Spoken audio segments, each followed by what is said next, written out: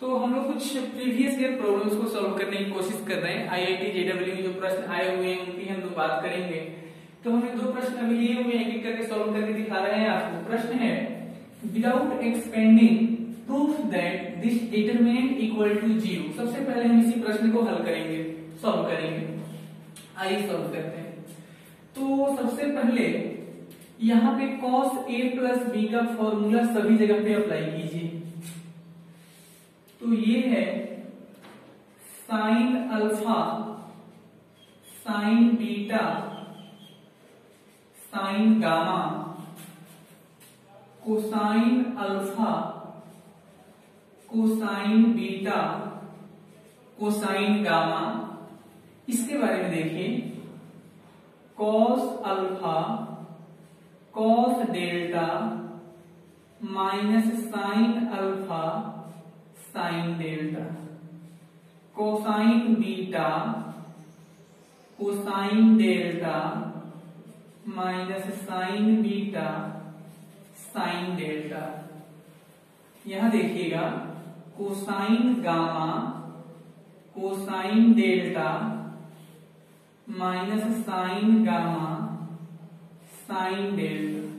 किया कुछ नहीं है, सिंपल कॉलम 3 पे cos a प्लस b का फॉर्मूला अप्लाई कर दिया। अब यहां हम क्या करते हैं, नाउ एक एप्लीकेशन लगाएंगे। देखिए cos alpha cos delta minus sine alpha sine delta. मुझे ऐसा लग रहा है कि यहां पे अगर साइन डेल्टा से मल्टीप्लाई करके यहां ऐड कर दिया जाए तो ये टर्म कैंसिल हो जाएगा। तो उसको कहते हैं, हम C3 बना रहे हैं C3 plus sine delta time C1, यानी C1 में साइन डेल्टा से मल्टीप्लाई करके C3 में मैं जोड़ने वाला हूं। तो देखिए इसका क्या लाभ मिलेगा। C1 एडिटिव है साइन अल्फा, ये है साइन बीटा, ये है साइन गामा, C2 एडिटिव रहेगा। ये कितना बनेगा, तो cos अल्फा cos डेल्टा, ये टर्म कैंसिल हो जाएगा, cos beta cos delta cosine gamma cosine delta. तो मेरा डिटरमिनेंट अब तक यहां आ गया है। अब मैं एक ऐसा काम यहां कर सकता हूं क्या, C3 में हर जगह पे cos डेल्टा है, इसको कॉमन करके बाहर निकाल देते हैं। C3 में हम लिखेंगे टेकिंग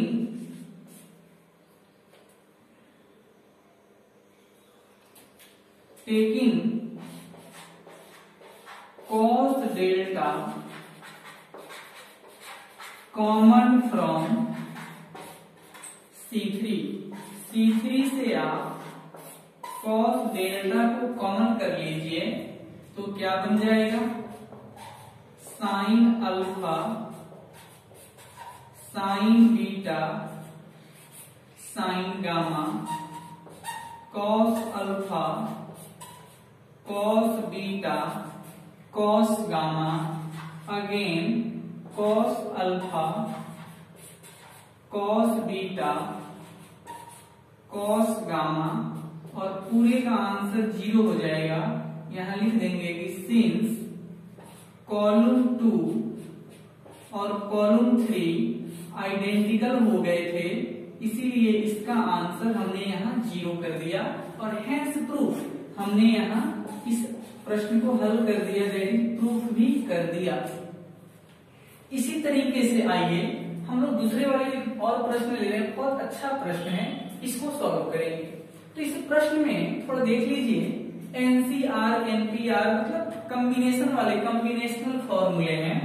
तो देखिएगा, मैं आपको थोड़ा सा बेसिक रिवीजन कर दूं। क्लास 11 परम्यूटेशन एंड कॉम्बिनेशन में आपको मैंने सिखाया था NCR plus NCR+1 that is दोनों के अपर सफिक्स सेम हो और लोअर सफिक्स कंसेक्यूटिव हो तो अपर सफिक्स को 1 से इंक्रीज कर दिया जाता है और लोअर सफिक्स में जो बड़ा वाला सफिक्स है उसको साथ में रख लिया जाता है।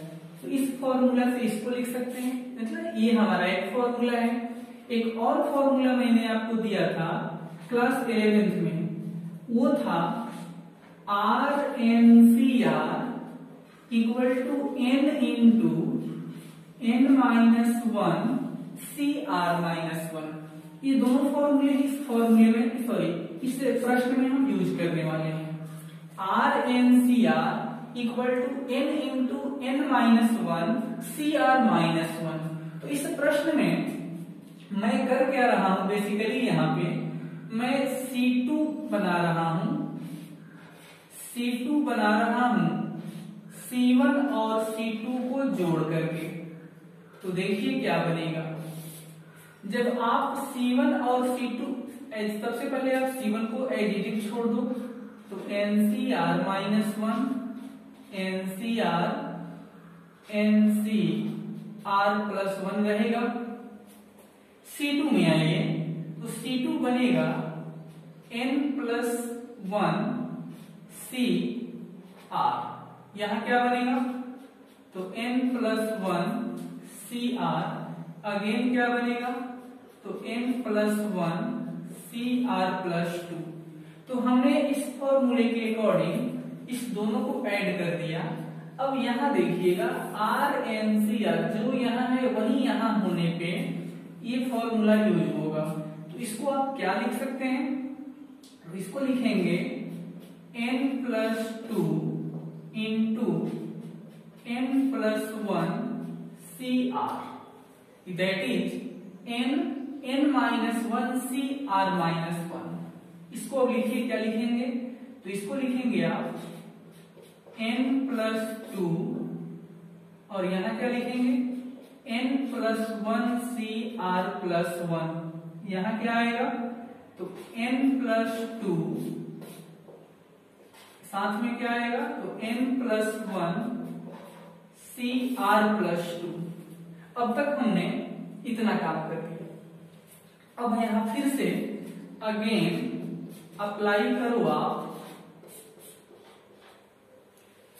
अब आप फिर से 1 मिनट,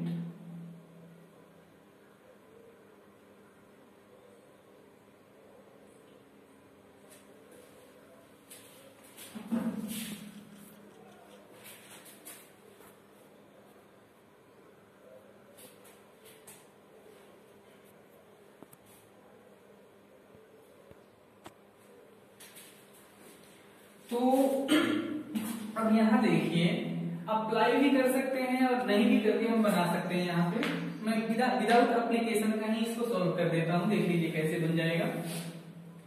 आपके पास जो कॉलम 3 दिख रहा है, तो कॉलम 3 में सभी जगह पे n+2 है, तो हम लिखेंगे कि taking n+2 common from C3। तो C3 से आप n+2 को बाहर निकालेंगे तो क्या बनेगा, NCR-1 NCR+1। यहां क्या बनेगा, तो n+1 CR n+1 CR+1 n+1 CR+2। यहां क्या बन गया, तो n+1 CR again n+1 CR+1 again n+1 CR+2। तो देख लीजिए इसका आंसर कितना हो जाएगा, n+2 तो बाहर से है और डिटर्मिनेंट का आंसर 0 आ गया, यानी कुल मिलाकर इस डिटर्मिनेंट का आंसर 0 आ गया। 0 क्यों आया, तो यहाँ कारण लिख लीजिए, since C2 column 2 and column 3 identical हो गए थे, इसके इसकी वजह से इसका आंसर 0 हो रहा है।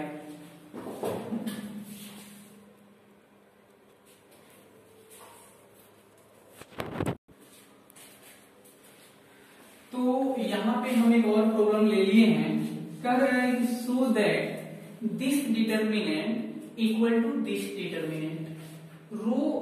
कॉलम फर्स्ट है XCR YCR ZCR, XCR plus 1 YCR plus 1 ZCR plus 1, XCR plus 2 YCR plus 2 ZCR plus 2, XCR YCR ZCR। That is ये जो रो कॉलम फर्स्ट और इसका कॉलम फर्स्ट सेम है, कोई चेंजिंग नहीं आएगा।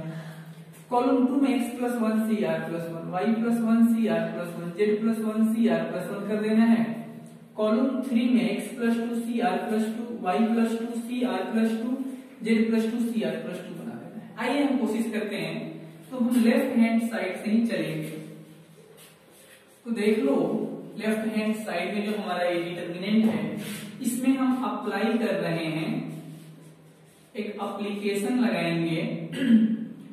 C2 मैं बना रहा हूं C2 और C1 को जोड़ करके, C1 C2 को मिला करके यानी जोड़ करके मैं फिर से C2 बनाने वाला हूं। ध्यान दीजिए C1 में कोई चेंजिंग नहीं है, XCR YCR ZCR। अब देखिए दोनों को जब ऐड करोगे तो दोनों के अपर सफिक्स सेम है, तो 1 से उसको इंक्रीज कर दो। लोअर सफिक्स में जो बड़ा है, जो r प्लस 1 और r में बड़ा r प्लस 1 है, उसको रखते हैं अकॉर्डिंग टू दिस फॉर्मूला। यहाँ क्या आ जाएगा, तो y plus 1 CR plus 1, z plus 1 CR plus 1 आ जाएगा, और आपका जो ये C3 है वो नेगेटिव आएगा। XCR plus 2 YCR plus 2 ZCR plus 2, यहां तक पहुंच गए। अब हमें ऐसा लग रहा है कि हमारा C1 और C2 जो चाहिए वो मिल गया, लेकिन अभी C3 नहीं मिला है। तो हम फिर से एक एप्लीकेशन यहां लगा देते हैं कि अब C3 बना दो, C1 और C3 को जोड़कर, C1 और C3 को जोड़ो आप, तो ये आपका C1 एडिटिव है XCR YCR ZCR, x plus 1 CR plus 1, y plus 1 CR plus 1, z plus 1 CR plus 1। अब चलिए आप इसके साथ इसको ऐड कर रहे हैं, तो अपर सफिक्स को 1 से बढ़ा दीजिए, x प्लस 1 CR प्लस 2, दोनों में जो बड़ा है उसको नीचे रखते हैं,